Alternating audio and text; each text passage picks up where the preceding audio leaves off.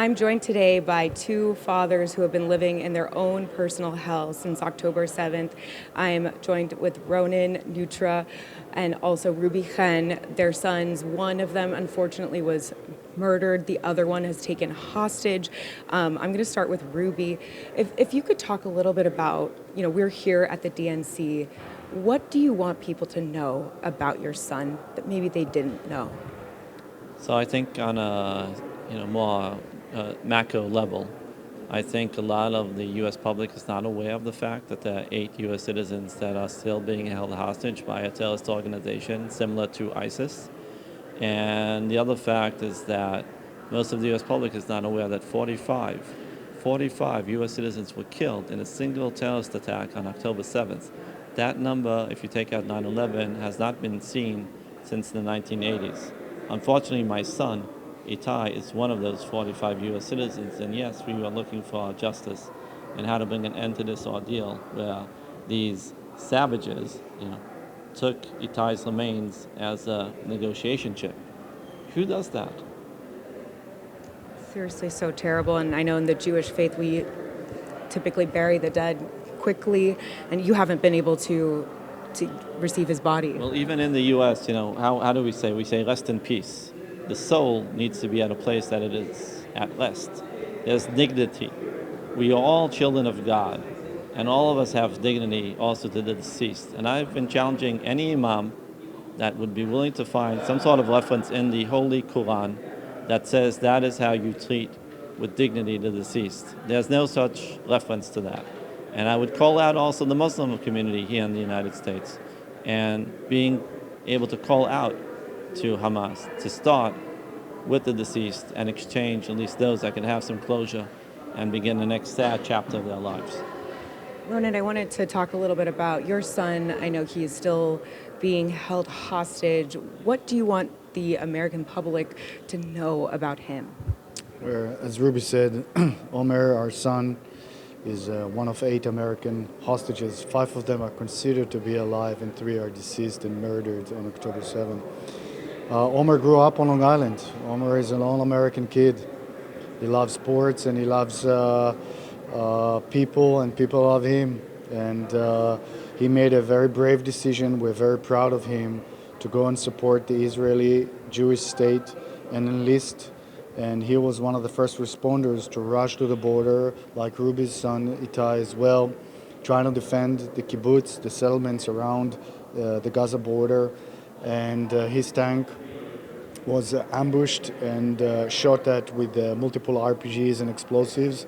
And Omer and another teammate were taken alive, and 2 other teammates were murdered at that point. We've been, ever since, traveling the world, speaking up, meeting with world leaders. I'm happy to say that we're getting a very strong support from the Biden administration, but the proof is in the pudding. We need to get those people back, and we are 319 days in.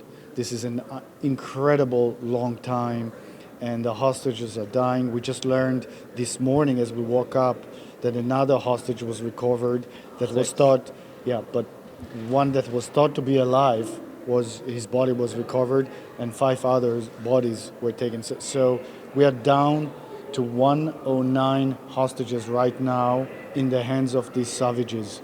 And we are urging everybody to put pressure wherever they can on the leaderships of Hamas and the leadership of Israel to reach a deal that is long overdue and bring them home. And sooner the better. It sounds like there's sort of been a little bit of movement. What have you been told about that? Obviously, it sounds like Hamas hasn't, signed on to anything at this time. There's a lot of public posturing, so it's very difficult to follow up. There's kind of like a smoke screen what happens underneath, and we understand that both sides are negotiating. We've seen the U.S. put a very fair proposal where the U.S. has come out and said that this agreement protects Israel's strategic security requirements. So it's a good deal for Israel. And what we are looking for now is the support of a bipartisan United States of America on Israel and on the Prime Minister of Israel to explain to him for the U.S. strategic interests in the region, creating stability, the key to that is the hostage deal. And if the hostages come out, that will cause a calm in the region and focus on the big picture. The big picture is Iran, and that is the entity that all of the moderates, pragmatics in the region need to focus on. We participated in the RNC in Milwaukee a few weeks back. We are now here in the DNC in Chicago. We just know that this has to continue to be a bipartisan effort.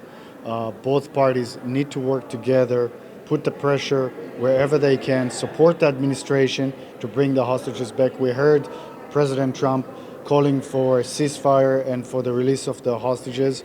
We know how hard the Biden administration is working on that.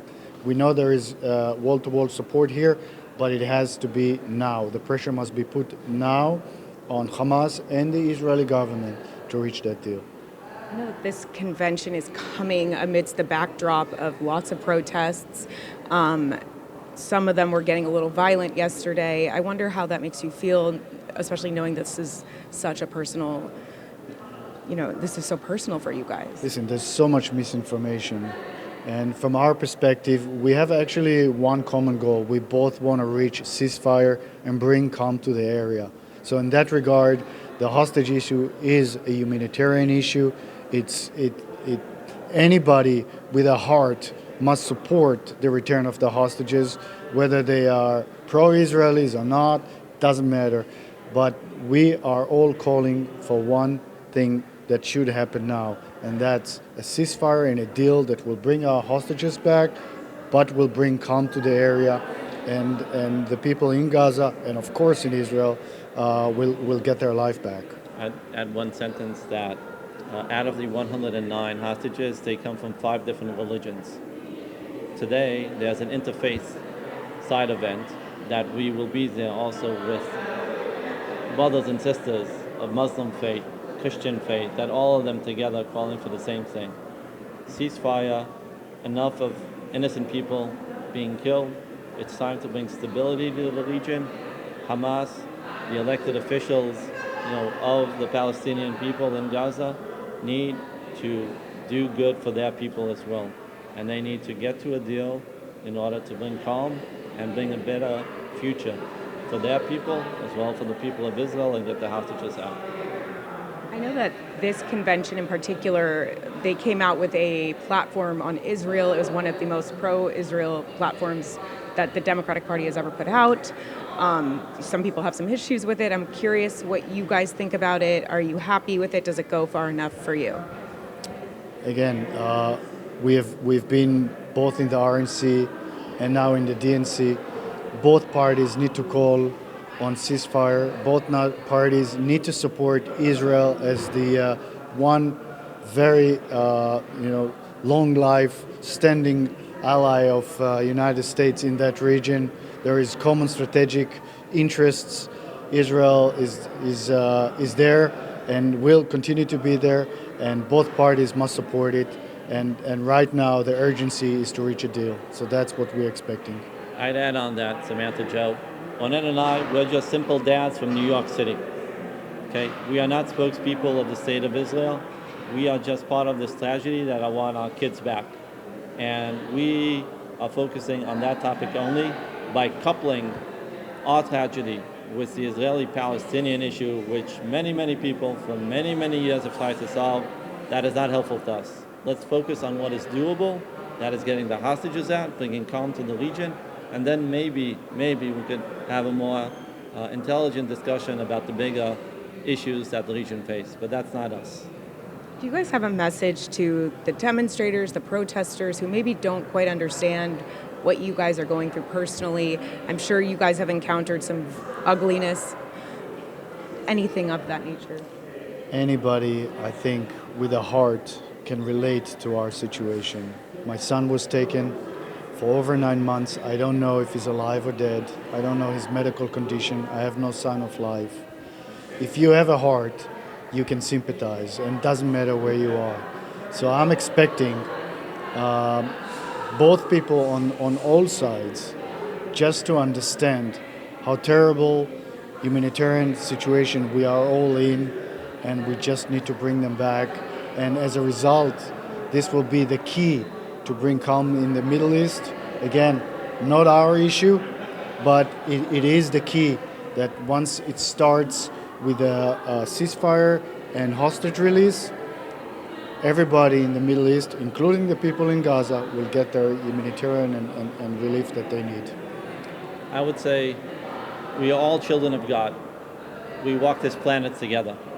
And there are basic principles of human rights that need to be adhered to. And part of it is what we have seen in our tragedy, where this terrorist organization has not provided any medical attention, no doctor visitation, no ability to know who's alive or not. I think all of us agree on some basic common human rights that any individual is entitled to.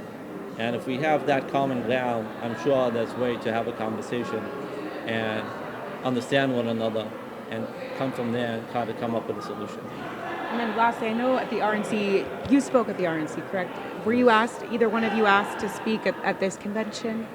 We're not sure yet, but we're hoping that the families will have a stage to speak up and tell the story of where we are right now. I'm pretty sure the Democratic Party will do something similar to what the RNC did, and rightly so. Thank you guys so much for sharing your stories with me. I'm so sorry for everything you've been through.